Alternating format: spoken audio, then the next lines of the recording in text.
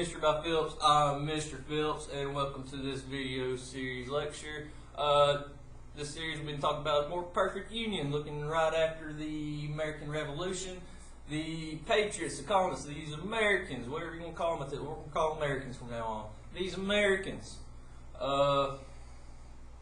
they just won the American Revolutionary War against Britain. The war was officially over with the Treaty of Paris after Yorktown. And these Americans got together and was like, we need a government.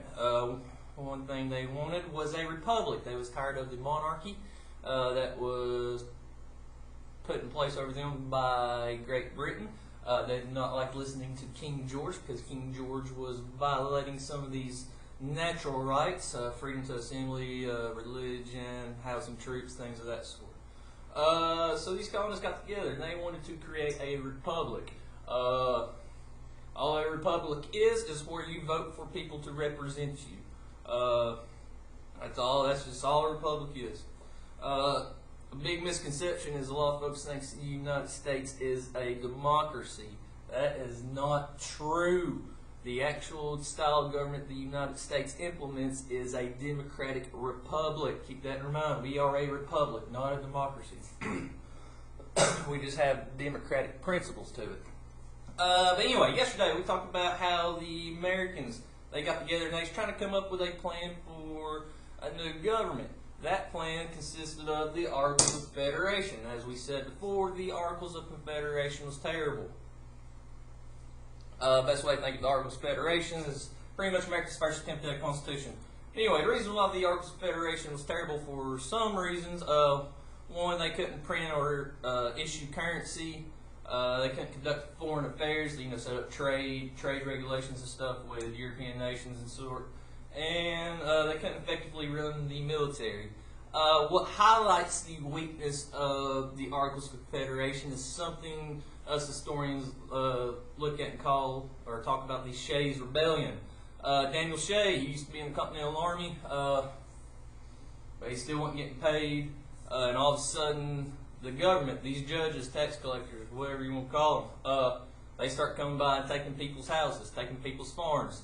Typically that's what happens when your parents or guardians don't make their house payments. They'll go bankrupt, and the banks and the judges and the courts and all those folks will come in and seize it. Daniel Shay and about 1,200 folks up in Pennsylvania found this practice to be unfair. It reminded them of the tyranny that King George was implementing. They fought for this new country, and all of a sudden this new country is taking their farms, their lands, because they can't get paid. And they can't get paid because the government's not paying them. But then you have the government taking their stuff. It's crazy, I know. Either way, the government, they couldn't send the military. They had no way of doing it, no authorization. So Pennsylvania had to rely on the militia and George Washington. George Washington was able to curb this rebellion, but still it highlighted the need that we needed a new constitution. The Shay's Rebellion, as we said, they would seek out these judges, these people that are seizing these houses and these farms. They would find them, mollywop them, beat them up, intimidate them to keep them from doing this. But George Washington ended up putting a stop to this. We also talked about slavery. Slavery is going to be one of the central issues for the rest of this course. Typically, the further north you go, the less slavery you'll find. There's still discrimination, segregation, racism found throughout the country. But typically, the further south you go, the more to the farmlands. Keep in mind, further south, typically better farmland. Several reasons. Geographically, you got longer growing seasons. The soil's better, typically. It's just the south's good for farming. But the South, they started bringing in slaves from the triangle slave, the Atlantic slave trade. Now, with all this slavery going on, I find it a little ironic that these Americans fought a war for liberty, freedom, happiness, all the common tropes that everybody likes to mention. But yet you're still subjugating a group in your own country to less than human dignity. Their way of they can't get ahead, live in chains, get beat, killed, just a disregard for human life. This would be the main reason why the Civil War kicks off. I know a lot of folks like to say it's the War of Northern Aggression or the War for States' Rights.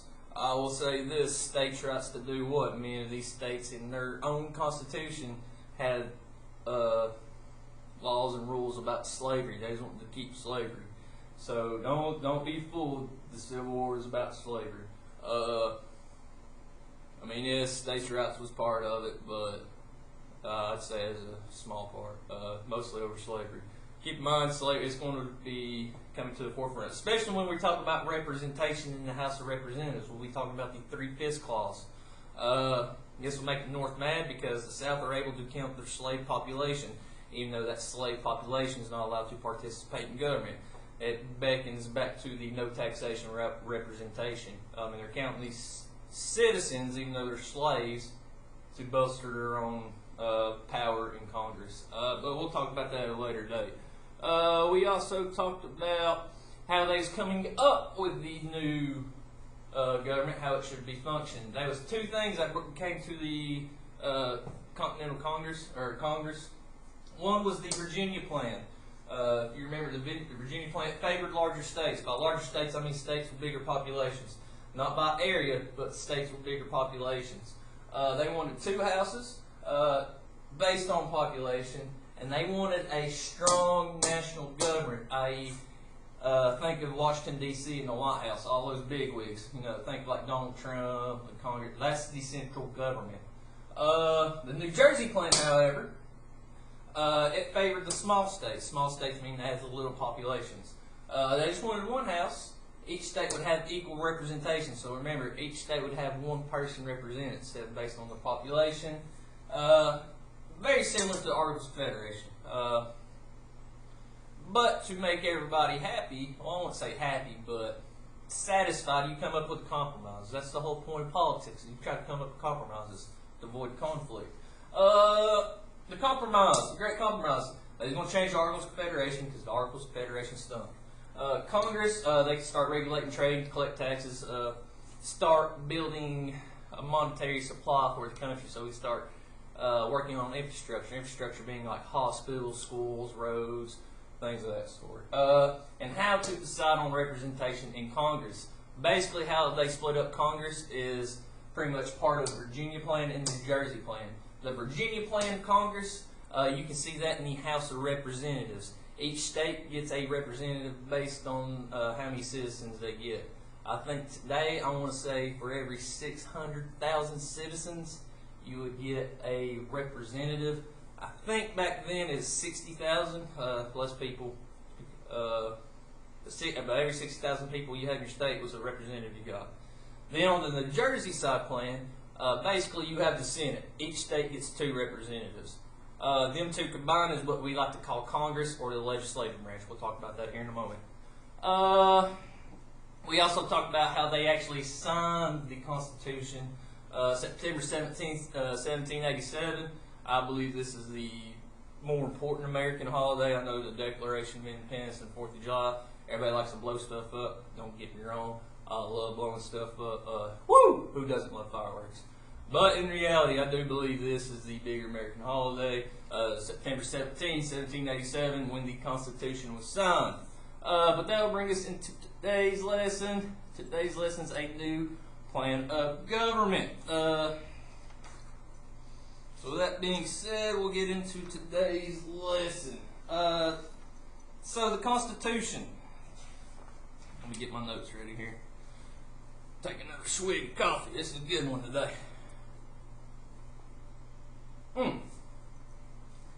So the U.S. Constitution. Now I'm sure you've heard all about it. We'll be talking about it a little bit more tomorrow, and we'll be focused on the Constitution itself all next week. But today we're going to talk about the ideas behind the Constitution and what its purposes are. But the Constitution, when these founding fathers got together and started writing it, they was heavily influenced by Europe. Some of the things they was influenced by was the Magna Carta, the English Bill of Rights. There's also 2 philosophers that they based the Constitution off of. One was John Locke. We've mentioned him before. John Locke was the man who proposed the idea of natural rights, meaning your God-given rights. You might hear it as your God-given rights. But what he's saying is every person born is born with these certain rights. Life, liberty, and the pursuit of happiness is what it's typically boiled down to. But John Locke's all about that. Another European that we get influenced by that doesn't get enough credit is Baron Montesquieu. So Montesquieu, he's a French guy, but he believed in the separation of powers. The problem that England had was they had a king, and he pretty much had all the power. I mean, they had Parliament there.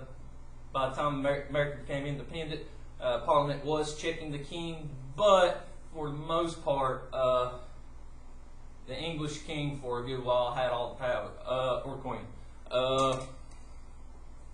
So Montesquieu believed in a separation of power. It's like not having your eggs in one basket. The way you can see this in the United States government is in our three branches of government. Our three branches of government is our legislative branch. The legislative branch, that is Congress. That is your House of Representatives and Senate. Then you got the executive branch. This is your president and his cabinet members. Some of the cabinet members you might know as Department of Homeland Security, Department of the Interior, Department of Agriculture, those things. Those make up the executive branch. Then you have the judicial branch. The judicial branch is usually the Supreme Court and all the district courts and courts below them. When you have these three entities, they kind of keep each other in check. We'll be talking about checks and balances in a while. But the idea is, so let's say the president starts going crazy, goes drunk with power or something. Ideally, Congress and the judicial branch will be able to put a stop to that. Same thing, the Supreme Court starts going crazy.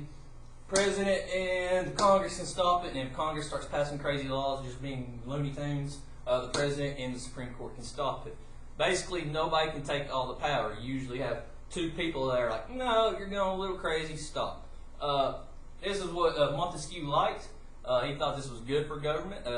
Helps quarrel or stifle the corruption that you might find in a monarchy or a dictatorship.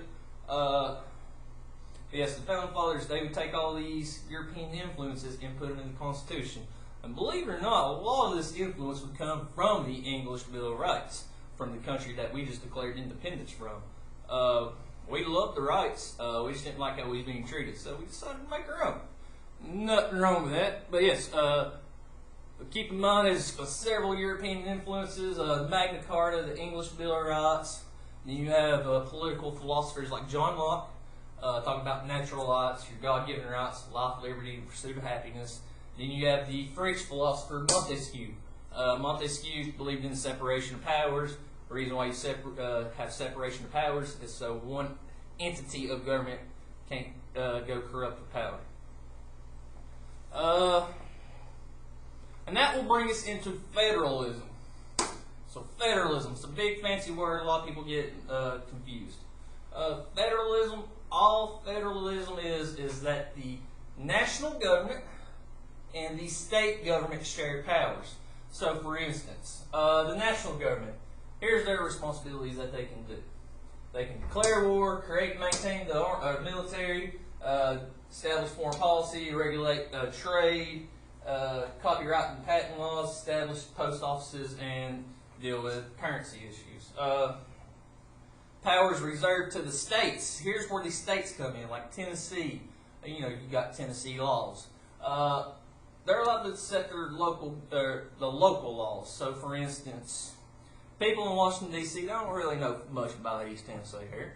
So what do they know about setting speed limits here, or maybe curfews, or just things of that sort? It's better handled on the local level, you know, with your mayors and governors and such. Establish and maintain schools like this. We're maintaining Tennessee's funding all this. This camera that I'm using, these computers, this smart board. This is all provided by the state of Tennessee. Yes, Tennessee can get help from the national government, but for the most part, education is belonging to the state. Conduct elections. We set up our own election polls and stuff like that, and yada, yada, yada. And provide public safety, you know, local police force, things of that sort. You also got the National Guard, the Tennessee Guard, blah, blah, blah. But yeah, this is the powers. But above all, the big thing to keep in mind is that the national government is the top dog, and pretty much all these state governments listen to. When in doubt, you always listen to the national law. We'll move on with federalism. Let's see here. Checks and balances. This is what I was talking about earlier. I don't know if you can really see it. We'll be talking about this a little bit more, but like I was saying earlier, the reason why we have 3 branches of government is so in case one branch gets done with power, the other 2 branches can ideally check it. So, for instance, the president, here's how they can do it. Think of it like rock, paper, scissors almost. You have the president. Let's say the legislative branch is getting a little wanky.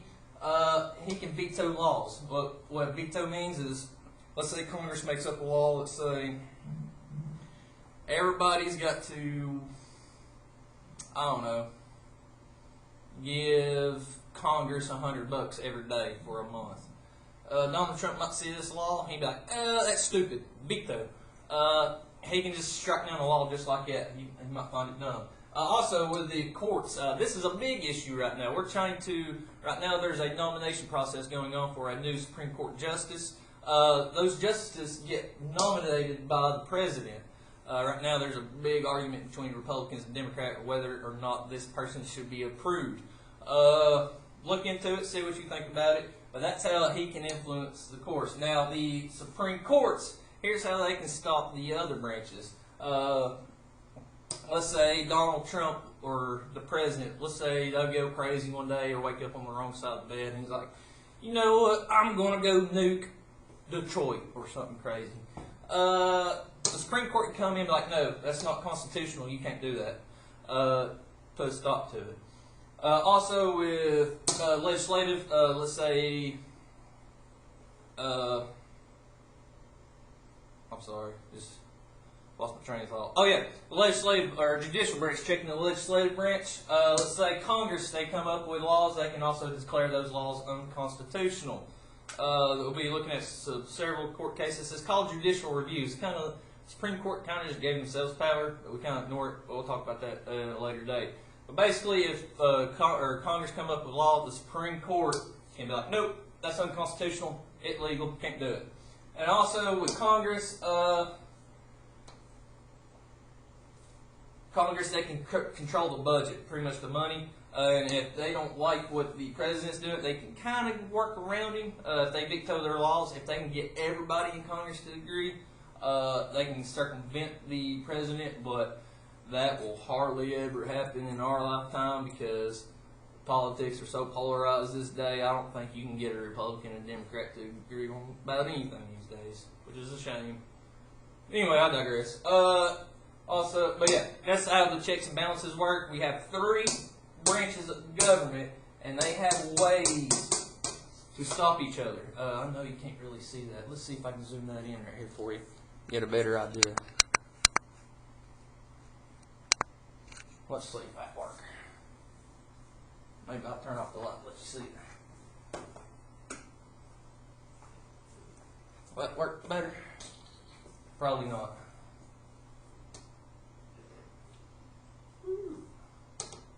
So hopefully I'll leave that there for a moment. You might have to pause the video so you get a better view of it. For some reason, if I put my stick on there, well, there we go. Alright, hopefully you caught that. If not, pause the video at some point and check out that little slide. Well, that's separation of powers. And our last point, talking about the Constitution itself. Let me zoom this back out. Talking about the Constitution itself. Now, we're going to have something. This is the emergence of the first political parties. You might know political parties as Democrats and Republicans. Back it out just a tad, maybe. You might know some political parties as the Democrats and Republicans. Some of y'all might even heard of the Libertarian and Green Party. Yeah, good kudos to you. Way to do some research. Anyway, but the first ones really were the Federalists and the Anti-Federalists. So the big difference between the Federalists and the Anti-Federalists is that the Federalists support a strong central government. Now, anytime I say strong central government, you're going to have to start keeping this in mind. Strong central government. I'm referring to Washington, D.C., the bigwigs, like President Trump. Well, not Trump at this time, but the President, the Congress, Supreme Court, all those fancy guys. That's the strong central government. They would write a series of essays called the Federalist Papers. I think it's close to 100 essays altogether. Pretty much all these essays are arguments of why we should have a constitution and a strong national government.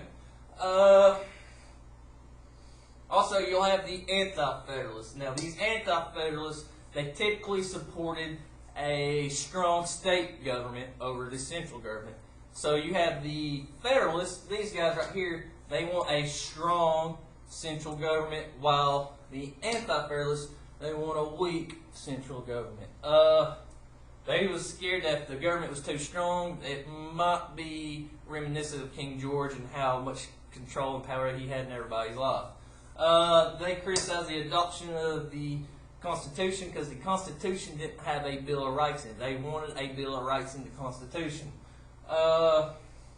Big thing is, they did not want slavery. They ended up having to make a compromise. Slavery will be included in the Constitution. But big thing for them is they want states to have most of the power, not the central government. Whereas the Federalists, they wanted the central government to be strong and the state governments to listen to the central government. Some notables for the Federalists, people that want a strong government, will be Hamilton, James, James Madison, John Jay. You have also George Washington and Ben Franklin. They'd be big proponents for the Federalists. Anti-Federalists, you have Patrick Henry from Massachusetts, Samuel Adams from up north, Richard Henry Lee, George Mason. They're very worried that the strong central government might be too powerful. A big thing that would get a lot of these Anti-Federalists to support the Constitution is when they included the Bill of Rights. Now, if you don't know what the Bill of Rights is, you need to. You're 8th grade now, you're an American, you need to know your rights, or know what rights are protected anyway. Because remember, the Constitution doesn't give you your rights. It just tells the government what they can't do about your rights. But I digress. Basically, you start having a big argument, or not an argument, but a debate, basically between Federalists and Anti-Federalists. Do you want a strong central government or a weak central government? Long story short, strong central government wins out. But yeah. But that's it for today's lesson. Come back over here just to recap, just my camera. So today we talked about the Constitution influences. A lot of it came from Europe, especially from Britain. It's heavily influenced by Britain. I know it's kind of hard to see. Heavily influenced by Britain. Some things that influenced it, there are several things, but some of the big ones are the Magna Carta, the English Bill of Rights. You also have political philosophers like John Locke, natural rights, life, liberty, pursuit of happiness, your God-given rights. And you also have the French philosopher Baron Montesquieu. Montesquieu believed in a separation of powers. You can see the separation of powers in our own government today in the form of 3 branches of government. Remember, those 3 branches of government are the executive branch, which consists of the president and all the departments, like Department of the Interior, Department of Agriculture, blah, blah, blah. Department of Homeland Security, all those guys. That's all part of the executive branch. Then you have the legislative branch. That is made up of Congress and House of Representatives. Then you have your judicial branch. Get my 3 fingers up. You have your judicial branch, which is made up of Supreme Court, your district courts, and all the lower courts down to your local level. We also talked about federalism. These founding fathers wanted federalism, pretty much a central government and state governments working together. Remember, there's some things that the central government can do and the state governments can do. But for the most part, the central government is the supreme law of the land, or the Constitution is the supreme law of the land. But when in doubt, you listen to the... I need to drink some coffee. I just lost my thought. But when in doubt, the national government takes precedent over the state government. You had to pick a law to listen to. If there's 2 laws that contradicted each other, you would go with the national law.